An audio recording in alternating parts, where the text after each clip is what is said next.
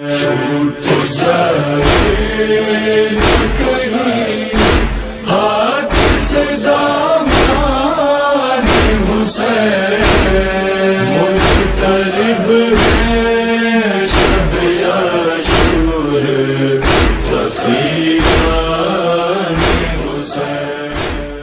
اعوذ باللہ من الشیطان الرجیم، بسم اللہ الرحمن الرحیم، وبہ نستعین وہو خیر ناصر ومعین، الحمد لأہلہ الصلاة والسلام علی اہلہا ولعنۃ اللہ علی اہلہا۔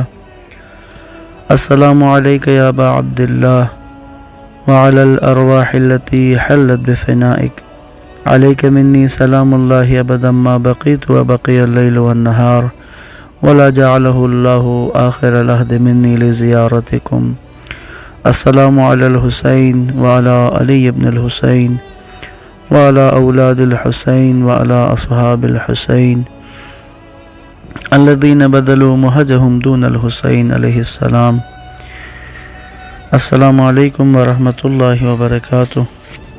واقعہ کربلا سیریز جاری ہے اور آج 39ویں قسط ہے، اور اصحاب کربلا کا ذکر جاری تھا کہ جو ظہر کے ہنگام اور ظہر کے بعد کے جو شہداء ہیں، ہم نے 26 اصحاب کا ذکر کیا تھا جو ظہر کے پہلے اور ظہر کے بعد جو شہید ہوئے، وہیں سے آگے گفتگو کو جاری رکھتے ہیں۔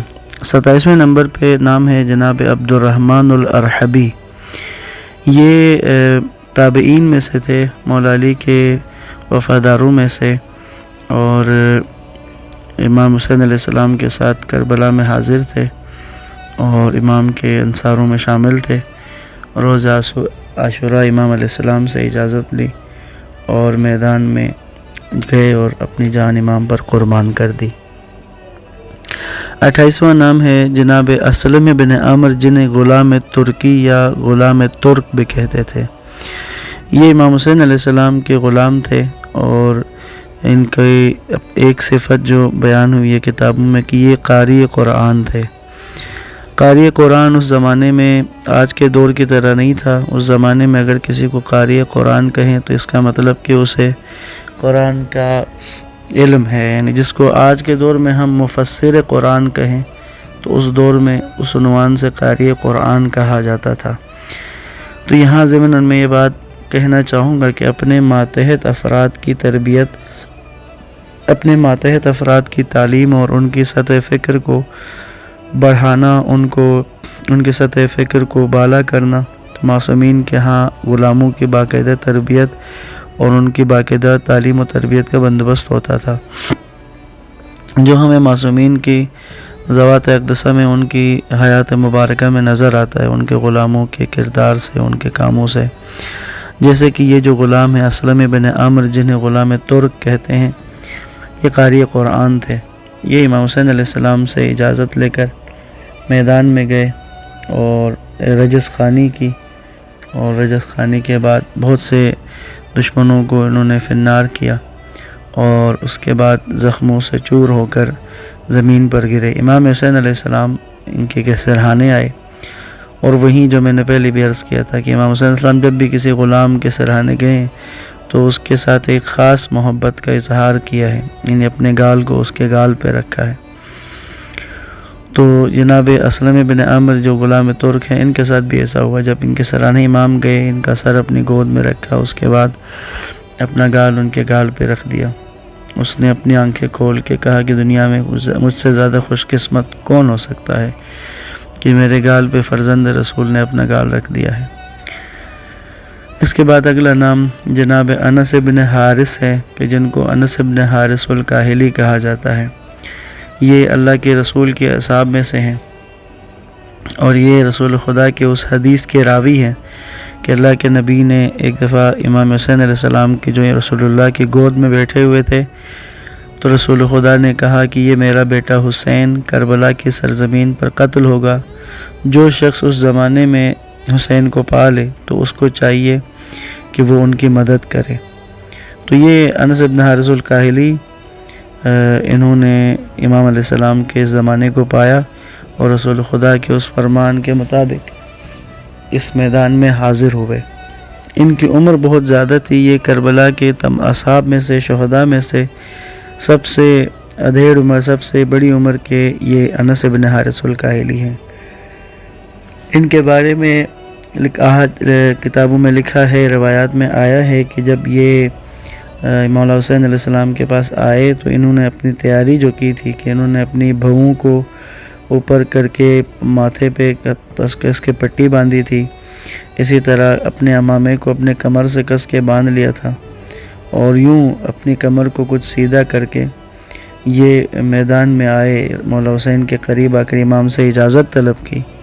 تو جب انہوں نے آ کر امام سے اجازت طلب کی تو امام نے ان کی کیفیت کو دیکھا ہے نا کہ اس قدر ضعیف العمری میں امامت کی نصرت کے لیے آئے ہیں. تو امام نے کہا شکر اللہ لک یا شیخ، کہ شیخ خدا تمہیں اجر دے.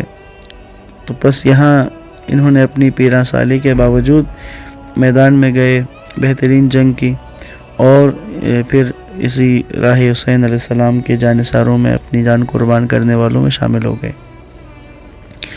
اگلے 2 نام جناب عبداللہ ابن عروہ اور عبد الرحمن ابن عروہ غفاری. یہ دونوں بھائی ہیں، مولا علیہ السلام کے اصحاب میں سے ہیں اور یہ دونوں امام حسین علیہ السلام کے ساتھ ملحق ہوئے. ان دونوں کے بارے میں 1-2 باتیں اور بھی کہ یہ کوفہ کے نسبتاً مالدار گھرانے کے تھے اور مالدار طبقے کے تھے، اور یہ امام حسین علیہ السلام کے پاس میدان میں جب حاضر ہوئے تو ان دونوں کے بارے میں ہے کہ یہ گریہ کر رہے تھے جس وقت امام حسین علیہ السلام نے ان کو دیکھا. ظہر کے بعد کا وقت تھا. ان کے گریہ کو دیکھ کے امام نے ان سے استفسار کیا کہ آپ کا گریہ کس لیے ہے؟ امام نے کہا کہ میں نے تو بیعت اپنی اٹھا لی تھی، اگر تم جانا چاہتے ہو. ان دونوں نے کہا مولا نہیں ہے، اپنے لیے نہیں رو رہے، آپ کی غربت دیکھ کے گریہ کر رہے ہیں. کہتے ہیں کہ آپ کو کس قدر تنہا کر دیا گیا اس صحرا میں، اتنے بڑے دشمنوں کے اس لشکر کے مقابلے میں. کہتے ہیں مولا ہمیں افسوس ہے کہ ہمارے پاس صرف ایک جان ہی ہے کہ جو ابھی ختم ہو جائے گی. کاش ہمارے پاس جانیں زیادہ ہوتی، ہمیں مار کر زندہ کر دیا جاتا تو ہم آپ تک موت کو آپ سے دور رکھتے، آپ کی طرف کسی بھی مشکل اور مصیبت کو آنے نہ دیتے. یہ جو انداز ہے، حالانکہ یہ اشرافیہ میں سے تھے، یہ مالدار گھرانوں کے تھے اور یہ آئے امام کے پاس. ایک تو یہ کہ یہ مالدار گھرانے کے ہونے کے باوجود میدان میں حاضر ہیں. آج کے دور میں بعض اوقات اس طرح کا مزاج ہوتا ہے لوگوں کا کہ جیسے اگر کوئی نسبتاً بڑی فیملی سے ہے تو وہ میدان میں حاضر ہوتے دکھائی نہیں دیتے، کسی بڑی تحریک کا حصہ نہیں ہوتے، عملی میدان میں نظر نہیں آتے. تو یہ دونوں مالدار خاندان کے ہونے کے باوجود یہ میدان میں موجود ہیں. کوفہ سے امام حسین علیہ السلام تک پہنچ گئے ہیں، راستے کی صعوبتوں کو برداشت کر لیا ہے اور اب اپنی جان کو بھی حقیر سمجھ رہے ہیں. حسین ابن علی کے راستے میں اپنی جان کو ناکافی سمجھ رہے ہیں.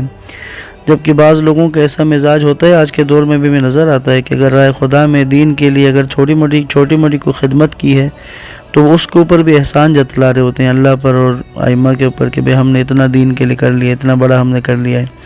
جبکہ اصحاب کربلا میں ہم یہ چیز دیکھ رہے ہیں کہ یہ اپنی جانوں کی قربانی دیتے ہوئے اس کو بھی کم سمجھ رہے ہوتے ہیں. بس ان دونوں بھائیوں نے بھی میدان میں گئے، بہترین انہوں نے جنگ کی اور رائے حسین علیہ السلام کے سامنے اللہ کے راستے میں اپنی جانیں قربان کر دی. ان کے بارے میں ایک اور بات میں بتانا چاہوں گا. یہ دونوں حضرت ابوذر غفاری کے قبیلے کے تھے. ان کا تعلق بھی اسی قبیلے سے تھا، بنو غفار سے، کہ جہاں سے حضرت ابوذر کا تعلق تھا. اگلا نام جناب عمر ابن جنادہ ہے. عمر ابن جنادہ جیسا کہ پہلے ذکر ہوا حملہ اولا میں جناب جنادہ بن کعب انصاری کا.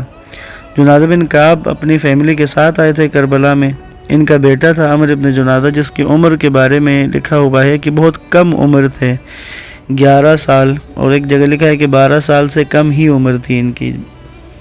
تو جس وقت ان کے والد شہید ہو چکے تھے، ظہر کے بعد کا ہنگام تھا، تو یہ آئے امام حسین علیہ السلام کی خدمت میں کہ آ کر انہوں نے امام سے اجازت طلب کی. تو امام نے اجازت نہیں دی اور امام نے فرمایا کہ اس کا والد حملہ اولا میں شہید ہو چکا ہے، ہو سکتا ہے کہ اس کی ماں اس کے اس فعل سے راضی نہ ہو، اس کی ماں پر کیا گزرے گی.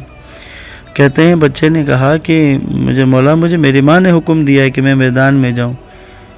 امام حسین علیہ السلام نے اس کی بات سنی اور اس کو اجازت دی.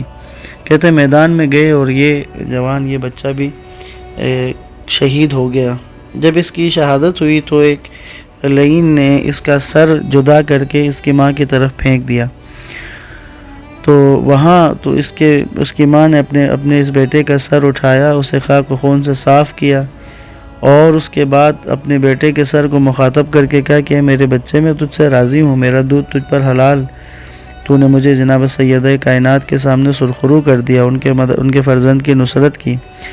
اس کے بعد کہتی ہیں اپنے اسی بچے کے سر کو اٹھایا اور اس شخص کو دے مارا جو سامنے کھڑا تھا، یزیدی سپاہی، تو جس سے وہ شخص ہلاک ہو گیا۔ کہتے ہیں اس کے بعد اپنے خیمے میں لوٹ آئی ہے اور خیمے کی چوب یا شمشیر یا تلوار اٹھائی یا کوئی لکڑی اٹھا کر یہ نکلی ہے میدان میں۔ ان کا جو رجز تھا نا، جو شعر انہوں نے پڑھا ہے میدان میں نکلتے ہوئے، وہ کہتی ہیں انا عجوز سیدی ضعیفہ خاویۃ بالیۃ نحیفہ اضربکم بضربۃ عنیفہ دون بنی فاطمۃ الشریفہ۔ کہتی ہیں کہ میں کمزور و ضعیف عورت ہوں، نحیف و سن رسیدہ ہوں، فاطمہ کی اولاد کی دفاع کی خاطر تمہیں ضرب لگا رہی ہوں۔ یہ دشمن پر حملہ آور ہوئی اور امام حسین علیہ السلام نے ان کو روکا اور ان کو کہا کہ آپ پر جہاد واجب نہیں ہے، تو آپ واپس خیموں میں چلی جائیں۔ تو یہ دوبارہ اپنے خیام کی طرف واپس آ گئی۔ یہاں سے ایک اور بات بھی عرض کر دوں، جذبات، غصہ، احساسات، شوہر کی جدائی کا غم، اپنے بچے کی شہادت، یہ سب اس خاتون کے اندر تھے، لیکن جب اس کو امام کے حکم کا پتہ چلا کہ امام کا حکم یہ ہے کہ واپس جانا ہے، تو اس نے کوئی چوچرا نہیں کی، انہوں نے کوئی انکار نہیں کیا، واپس آ گئیں۔ آج کے دور میں میرے اور آپ کے لیے بھی درس ہے ان کی زندگی سے کہ کون امامت کی اطاعت کرتا ہے، کون اپنے امام کے فرمان کی اطاعت کرتا ہے، اپنے جذبات و احساسات اور اپنے غصے، اپنے غیظ، اپنی خواہشات کو ایک کنارے کر کے اپنے امام کی اطاعت کون کرتا ہے۔ اگلا نام جناب واضح ترکی کا ہے۔ شجاع انسان تھے، قاری قرآن تھے اور ترک تھے یہ، لیکن رہائش وہیں کوفہ کے رہائشی تھے۔ یہ بھی امام حسین علیہ السلام کی خدمت میں حاضر ہوئے کہ انہوں نے امام علیہ السلام کے ساتھ مل کر انہوں نے اس راہ میں اپنی جان قربان کی۔ اگلا نام جناب رافع ابن عبداللہ ہے۔ رافع ابن عبداللہ یہ وہ شخص ہیں کہ جو غلام تھے حضرت جناب مسلم ابن کثیر کے غلام تھے۔ یہ کوفہ سے آئے جناب مسلم ابن کثیر، تو رافع ابن عبداللہ ان کے ساتھ تھے اور حملے اولا میں ان کے آقا شہید ہوئے تھے اور یہ ظہر کے بعد شہید ہوئے۔ میں وہی جملہ عرض کروں گا کہ اپنے ماتحتوں کی تربیت کرنا کہ ان کے ساتھ فکر آپ کے ساتھ شامل ہو جائے۔ اگلا نام جناب یزید بن سبید کا ہے۔ یہ وہیں اصحاب بصرہ میں سے جو امام کے ساتھ شامل ہوئے تھے، امام کی نصرت کے لیے جو لوگ آئے تھے، ان میں سے ایک بڑے سردار تھے۔ ان کے دونوں بیٹے عبداللہ اور عبیداللہ پہلے شہید ہوئے تھے، اور یزید بن سبید جو ہیں وہ امام حسین علیہ السلام سے اجازت لے کر مبارزہ کیا، جنگ لڑی اور اپنی جان قربان کر دی۔ اگلا نام جناب بکر ابن حی ہے۔ یہ امام حسین علیہ السلام کے ساتھ شامل ہو گئے۔ یہ آئے کوفہ سے نکلے تو یہ عمر سعد کی فوج میں شامل ہو کر آئے تھے، لیکن کربلا پہنچ کر امام علیہ السلام کے ساتھ شامل ہو گئے۔ یہ بھی ظہر کے بعد کی جنگ میں شہید ہوئے ہیں۔ اگلا نام جناب زرغامہ بن مالک ہیں۔ یہ بھی کوفہ کے شیعوں میں سے ہیں۔ انہوں نے جناب مسلم کے ہاتھ پہ بیعت کر لی تھی، اور جس وقت جناب مسلم کی شہادت ہو گئی تو اس کے بعد یہ کربلا آ گئے اور امام حسین علیہ السلام کے ساتھ شامل ہو گئے اور شہدائے کربلا میں اپنا نام ثبت کروا لیا۔ مجمع ابن زیاد ہے اگلا۔ یہ بھی کوفہ سے، جب امام علیہ السلام مکہ سے کوفہ کے راستے میں تھے، وہاں پر امام سے ملحق ہو گئے اور کربلا تک امام کے ساتھ رہے اور اپنی جان امام پر قربان کر دی۔ اگلا نام عباد بن مہاجر ہے۔ یہ بھی کوفہ کے راستے میں امام سے ملحق ہوئے تھے اور انہوں نے بھی اپنی جان امام پر قربان کر دی۔ اگلا نام جناب وہاب بن حباب کلبی ہے۔ یہ جناب وہاب اور ان کی والدہ اور ان کی زوجہ کربلا میں موجود تھے۔ انہوں نے بہترین جنگ کرنے کے بعد اپنی ماں کے پاس آ کر کہتے ہیں امی آپ مجھ سے راضی ہیں؟ ان کی ماں نے کہا نہیں بیٹا، جب تک تو امام حسین کی خاطر اپنی جان امام پر قربان نہیں کرو گے میں تم سے راضی نہیں ہوں۔ اور اس کے بعد انہوں نے یہ میدان میں گئے اور انہوں نے جا کر بہترین جنگ لڑی اور اپنے آپ کو امام کے راستے پر قربان کر دیا۔ ابھی تک 40 اصحاب کا ذکر کیا ہے۔ مزید بھی کچھ ہیں کہ جن کا ذکر کروں گا. بس ایک نکتہ عرض کر کے اجازت چاہتا ہوں.